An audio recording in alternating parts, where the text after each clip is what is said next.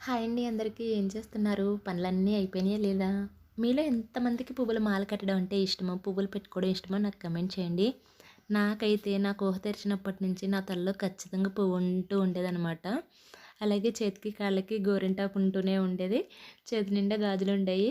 ఒక్కొక్క బొట్టు పెట్టుకునేదాన్ని. కొంచెం పెద్ద సైజు బొట్టు పెట్టుకునేదాన్ని అనమాట. బాగా చిన్నది పెట్టుకునేదాన్ని కాదు. కొంచెం పెద్ద సైజు బొట్టు పెట్టుకునేదాన్ని.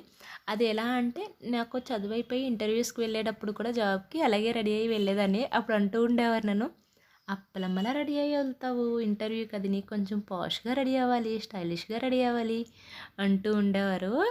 బట్ నేను అవేమీ లెక్క చేసేదాన్ని కాదు. నేను ఎలా ఉన్నానో అలానే ఉండేదాన్ని. ఈవెన్ జాబ్‌లో జాయిన్ అయినప్పుడు కూడా అందరూ ఒకలా ఉంటే నేను ఒక్కదాన్నే డిఫరెంట్‌గా ఉండేదాన్ననమాట. కొంచెం ఏజ్డ్ పీపుల్‌లాగా ఉండేదాన్ననమాట. నా ఏజ్ వాళ్ళతో అసలు ఎక్కడ నాకు అసలు మ్యాచ్ అయ్యేదే కాదు.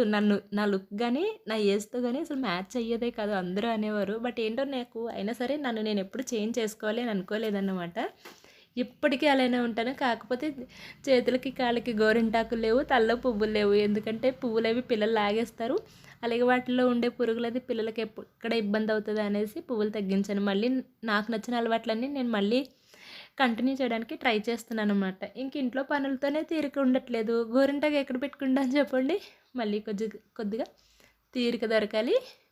గోరింటాకులవి పెట్టుకోవడానికి ట్రై చేయాలి. మీలో ఎంతమంది అలా మీ ఏజ్‌తోని, మీ బిహేవియర్ తోటి సంబంధం లేకుండా ఉంటారో ఒకసారి నాకు కమెంట్ చేయండి. అలాగే వీడియో నచ్చితే సబ్స్క్రైబ్ చేసుకొని సపోర్ట్ చేయండి. బాయ్.